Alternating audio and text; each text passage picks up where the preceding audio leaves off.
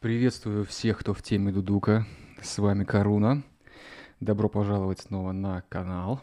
И давайте-ка с вами поговорим о строе Ми. Мало кто вообще знает о существовании такого строя, но мне посчастливилось, потому что я живу недалеко от мастера по изготовлению дудука Артура Григоряна.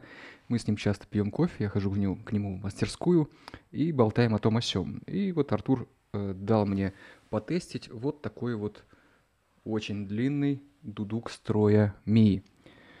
В одном из своих предыдущих уроков я вам показывал строй Фа. Он в моих руках также был впервые. Сегодня у меня впервые строй Ми. Этот строй еще даже длиннее Фа, и это вообще, конечно, э, очень-очень низкий звук, очень-очень длинный инструмент, практически полметра, 48,5 сантиметров этот дудук имеет длину. Что еще по нему могу сказать? Ну, во-первых, и этот конкретный инструмент э, имеет в наличии выдвижную горловину, да, для того, чтобы мы могли с вами подстраивать дудук под имеющийся у нас камыш. Сами знаете, что камыши бывают капризные, ну и вообще часто при покупке нового камыша вы видите, что он просто слишком высит, например, вы подматываете нитки. Вот эти горловины – это уже давно не новая вещь, многие мастера их уже делают, и они призваны к тому, чтобы регулировать наш строй камыша, и вообще для того, чтобы дудук начал с этим камышом строить. То есть если горловина дополняет дудук до его обычного размера, до его обычной длины, то все, что она может, это понижать строй. То есть если камыш у вас выше, вместо того, чтобы намотать ниток, вы просто выдвигаете немножко горловину настолько, насколько нужно, и играете на том же самом камыше, и он у вас начинает строить. Но так вот вам для информации, бывают горловины и укороченные. То есть, например, к этому дудуку могла бы быть еще вторая укороченная горловина сменная, да, например, вот такого размера какого-нибудь, и она бы у нас с вами не понижала строй, а наоборот повышала, если камыш низит. Но в большинстве случаев камыш и высит, на самом деле, поэтому и мастера, когда делают, то тоже в основном вот именно обычной длины горловину. Так, еще один момент по этому дудуку, и необычный для меня, это то, что дудук сделал, ну, если не считать вот этой вот части верхней, из одного куска дерева, несмотря на свою вообще очень приличную длину. Когда я вам рассказывал про строй фа, я упоминал, что фа тоже бывают из одного куска дерева, из двух кусков, но вот из одного куска мне попадался только укороченный вариант, а здесь вариант не укороченный, еще и при этом вот строй ми, да. Из двух кусков дерева наиболее часто встречаются инструменты такой длины, но вот здесь Артур сделал из одного куска. Это старый его инструмент, периодически Артур ставит дату, ну, вернее, год он обычно просто ставит, и в данном случае это 14-й год. И мастер не собирается от этого дудука избавляться, то есть это инструмент в его коллекции. Я уже уточнил, Артур этот инструмент не продает, и он останется у него насовсем. Это, наверное, также одна из причин, почему здесь он всего лишь сделал фум-ленту, намотал здесь сантехническую ленту, да, то есть для уплотнения вот этого соединения, для того, чтобы дудук плотно, хорошо держался в гнезде и вытаскивался ровно настолько, насколько нужно, не начинал люфтить, играть и так далее. То есть в этом плане практическом, да, сантехническая лента, она, конечно, вообще идеальная вещь во многих вещах, но и здесь в частности тоже. Но по части эстетики она, конечно, уступает пробке, которые сейчас все мастера используют, если инструмент идет на продажу. То есть обычно тоненький листочек пробки наматывается здесь, и так посадочное место выглядит очень эстетично и не отличается практически от цвета самого дудука. То есть, да, потому что пробка коричневая, дудук коричневый, и когда вы выдвигаете, то сильный диссонанс не возникает по цвету. Но здесь вот цвет получается белый, и это очень заметно. Но поскольку, как я говорю, инструмент не продается, он исключительно для личного использования, для личного хранения, то и Артур здесь не заморачивался, сделал ленту. Но она точно так же отлично работает. Могу сказать, что функция эта отрабатывает свою задачу на 100%. Мне она очень понравилась. До этого я только делал посты об этом, но никогда не имел ее в своих руках. Ой. Сейчас же она у меня вот появилась, и я заметил, что работает она супер. Артур сказал, что под инструмент подходят камыши строя ля, но, как я убедился на собственном опыте, подходят, но не все, как это часто и бывает, да, какие-то подходят, какие-то не очень подходят. Какие-то строят нормально, а какие-то проседают по нижним нотам. То есть весь верх будет строить у вас на ляжном камыше, а внизу придется довольно сильно поджимать губы, чтобы строй не уходил вниз. Но вот на этом камыше, который у меня упал как раз, камыш от Арама Акопяна, он оказался в этом плане по строю самым подходящим. Я вам рекомендую, ребят, так, если будете инструмент подобный заказывать у мастера, то заказывайте сразу с камышами, потому что рассчитывать на то, что подойдут именно ваши камыши ля, которые у вас в наличии уже есть, может быть рискованным занятием.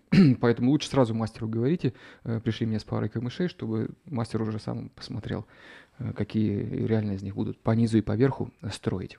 Да? И еще такой момент, то что при выдвижении этой горловины вот это расстояние становится длиннее, да, то есть строй у нас понижается, расстояние вот это увеличивается, но еще возникает некоторая сложность с тем, чтобы играть верхние ноты. То есть в данном случае у нас, если это строй ми, то на 5 пальцев фа диез, да, и верхняя фа диез с поджатыми губами берется очень-очень трудно. То есть она берется и так труднее, потому что расстояние очень длинное. Вы могли заметить, что на ля берется таким, ну, столько приходится прижимать, на соль приходится прижимать больше, на фа еще больше, на ми еще больше прижимать. Поэтому, во-первых, не все камыши с этим справятся, только хорошие, которые предназначены для того, чтобы иметь широкую динамику использования, да. И, во-вторых, камыш должен быть, кроме всего прочего, гораздо легче на этом дудуке, да. То есть на каком-нибудь вашем среднем дудуке, среднем камыше, на котором вы играете на строе ля, например, скорее всего, вы здесь просто будете очень сильно уставать. Воздуху инструмент забирает много, то есть вдыхать приходится чаще, чем вы бы это делали на строе ля. Дуть приходится сильнее, то есть по непривычке может возникнуть такой эффект гипервентиляции, то есть возможно, какое-то головокружение, да, поэтому к такому инструменту нужно привыкать. Это как такая в йоге хорошая пранаяма, знаете, то есть она реально наполняет ваши... Вы просто обязаны наполнять ваши легкие по полной, чтобы иметь возможность доиграть необходимую фразу до конца и еще в конце сделать вибрацию. Поиграв на таком инструменте какое-то количество времени, там 20-30 минут, и взяв после этого, например, строй ля, вы почувствуете, что все остальные строи — это просто, ну, не то чтобы детский сад, но как будто инструменты для детей. Во-первых, все очень близко, отверстия очень близкие, очень удобные, дуть легко вдруг оказывается после этого, да, если даже вам до этого казалось там трудновато.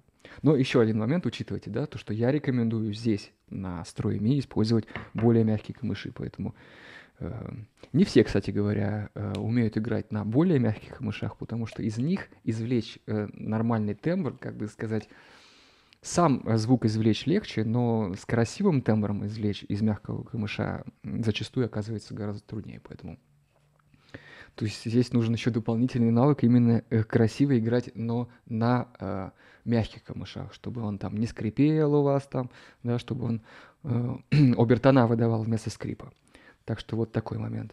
Верхние ноты здесь играть сложнее, приходится камыш утягивать сильнее, то есть вот это расстояние у вас получается очень длинным. Имейте это в виду, такой момент. А с выдвинутой горловиной получается еще больше расстояния, поэтому делайте вывод сами. То есть если у вас пока эта техника не очень хороша, то скорее выбирайте на таком инструменте мелодии, где вы не должны будете уходить далеко вверх. Так, какие у нас здесь получаются основные ноты? Да? На 5 пальцев, как я вам сказал, фа диез. То есть это та самая фа диез, которая у нас с вами на дудуке строй ля в самом низу. Ну, вот здесь фа диез у нас, да?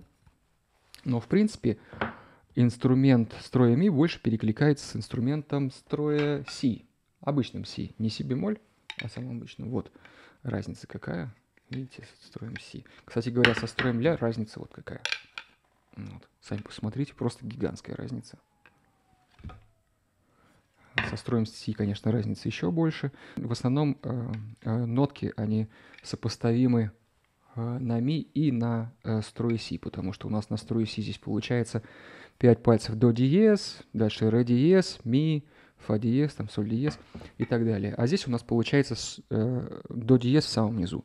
До диез, ре диез, ми, фа диез, да, там соль диез и так далее. Пошло-поехало. Так что, если хотите, например, в записи, в миксе, например, сделать два разных тембра инструмента, но с сопоставимыми нотами, выбираете ми и си.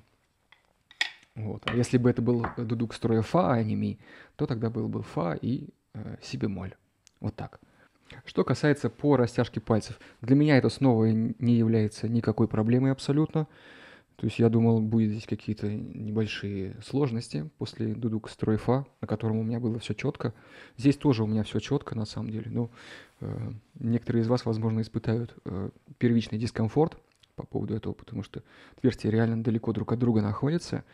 Поскольку у меня есть опыт игры на индийской бансуре, а там на классическом мужском размере ми, тоже, кстати, ми, растяжка пальцев такая конкретная. И еще надо учитывать то, что там постановка руки совершенно другая, неудобная, скажем так, да, то есть там надо плечо, локоть, здесь сустав выводить как-то особенным образом.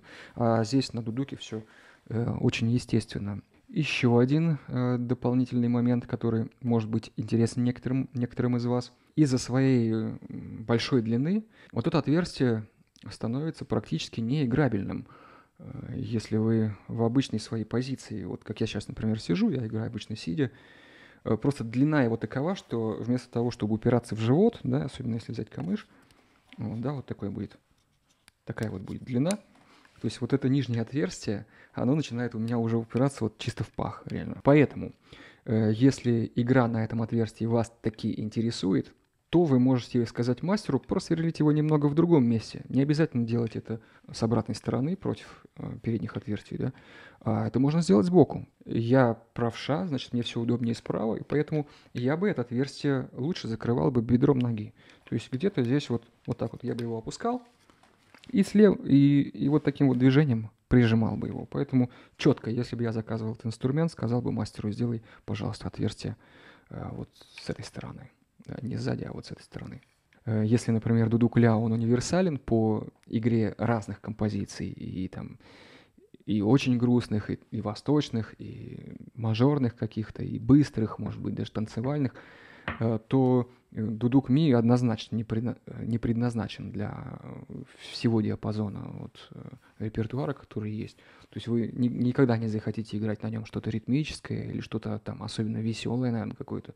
Так, что касается горловины, я вам сейчас покажу просто, как это работает. Сейчас я включаю фа диез, то есть на 5 пальцев у нас должно быть фа диез в теории.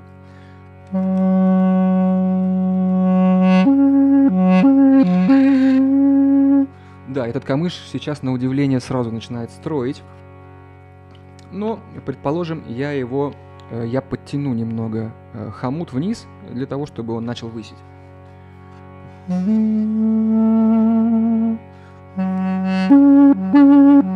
Вот так, да? Что я делаю дальше? Я выдвигаю горловину.